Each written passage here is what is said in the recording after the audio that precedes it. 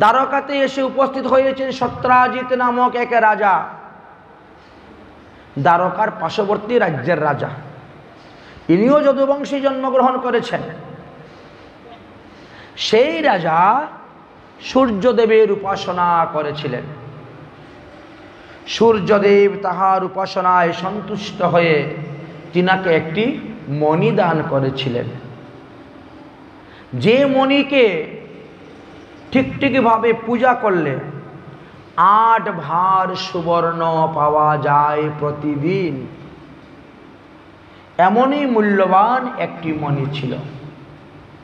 তো তিনি সেই মণিটাকে গলার মধ্যে দিয়েছেন।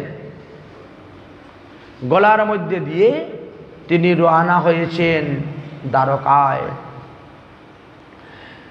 দ্বারকাবাসীগণ ভগবান শ্রীকৃষ্ণকে গিয়ে বলছেন, প্রভু, সাক্ষাৎ সূর্যদেব এসেছেন আপনার সঙ্গে দেখা করার জন্য। ভগবান বলছেন, আরে সূর্যদেব নয় রে, ইনি রাজা সত্রাজিৎ। মণিটা গলায় দিয়েছেন তো, তাই মণি থেকে এমন আলো বেরোচ্ছে, দশদিক আলোকিত করতেছে। যাও, সত্রাজিৎ রাজাকে বলো অতিথি ভবনে বিশ্রাম করার জন্য। আমি রাজকার্য সমাপ্ত করে আসব, তিনার সঙ্গে দেখা করব, তিনার কি প্রয়োজন সেটা জানব। রাজকার্য চলে গেলেন ভগবান শ্রীকৃষ্ণ। সত্রাজিৎ রাজা অতিথি ভবনে বিশ্রাম করলেন। ভগবান শ্রীকৃষ্ণ এসে উপস্থিত হয়েছেন। সত্রাজিৎ রাজা তখন ভগবান শ্রীকৃষ্ণের সঙ্গে রাজনীতি বিষয় নিয়ে অনেকেই আলোচনা করলেন। ভগবান শ্রীকৃষ্ণ কথা বলতে বলতে বলতে বলতে হঠাৎ জিজ্ঞাসা করলেন, আপনার পরিবারের মধ্যে আপনার লোক কতজন? বলে, আমাদের পরিবারের লোক আমরা মাত্র 3.5 জন। 3.5 জন লোক? আমি, আমার ভাই, আমার স্ত্রী আর আমার একটা মেয়ে। তো 3.5 জন লোক আপনার, আর আপনি এত মূল্যবান একটা মণি নিয়ে ঘুরে বেড়াচ্ছেন।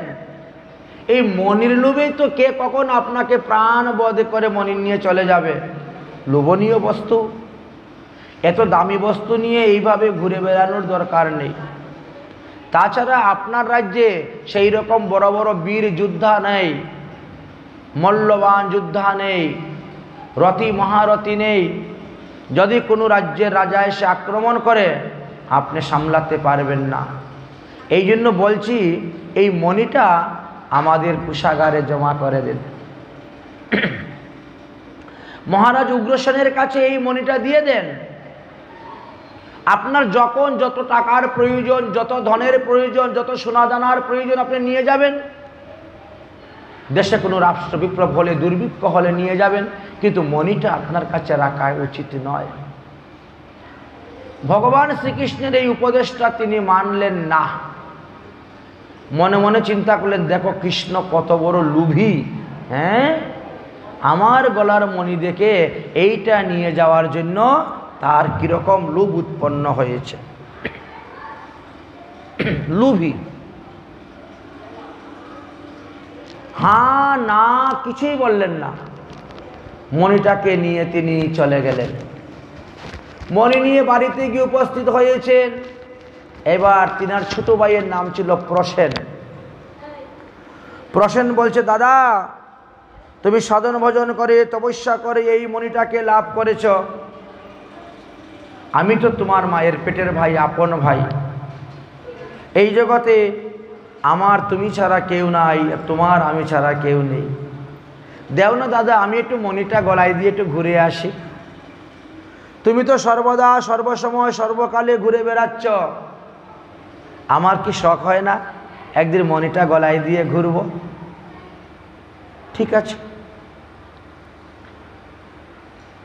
এই জন্য তিনি মণিটাকে দিয়ে দিলেন। সেই প্রসেন মণি গলার মধ্যে নিয়ে ঘোড়ার মধ্যে উঠে দিয়েছেন চাবুক।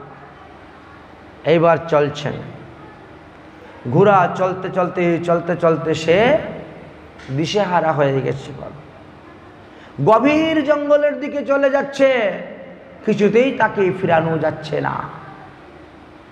উপর থেকে এক সিংহ লাফ মেরে পড়ে গেছে প্রসেনের উপরে। প্রসেনকে মেরে ফেললো, ঘোড়াও মেরে ফেললো। এইবার কি করলো সিংহ, তারপরে ওই মণিটাকে নিয়ে, দেখতে খুব ভালো লাগে ঝকমক করে, মণিটাকে নিয়ে চলে গেছে। যখন সিংহ মণি নিয়ে চলে যাচ্ছে তখন দেখলেন জাম্বুমান, আরে এ তো বহুমূল্যবান মণি, আমি অন্ধকার গুফার মধ্যে থাকি ছেলে মেয়েদেরকে নিয়ে, অতএব এই মণিটা যদি আমার গুফার মধ্যে রাখি আমার গুফা আলোকিত থাকবে।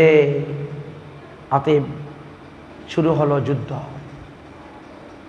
সিংহের সঙ্গে যুদ্ধ করে তিনি সিংহকে মারলেন, মেরে সেই মণি নিয়ে চলে গেলেন গুফার ভিতরে। সত্যজিৎ রাজা দেখছে সন্ধ্যা হয়ে গেল, আমার ভাই ফিরে আসছে না কেন? একদিন, দুদিন, 3 দিন, 4 দিন গত হয়ে গেল, ভাই তো ফিরে আসছে না, চলো ভাইয়ের খোঁজ করতে হবে। চতুর্দিকে খোঁজাখুঁজি করতে করতে করতে করতে তখন জানতে পারলেন যে ভাই জঙ্গলে মারা গিয়েছে, তার কাছে মণি নেই। তাহলে কৃষ্ণই আমার ভাইকে মেরেছে। কৃষ্ণ আমার কাছে মণি চেয়েছিলেন, আমি মণি দেই নাই,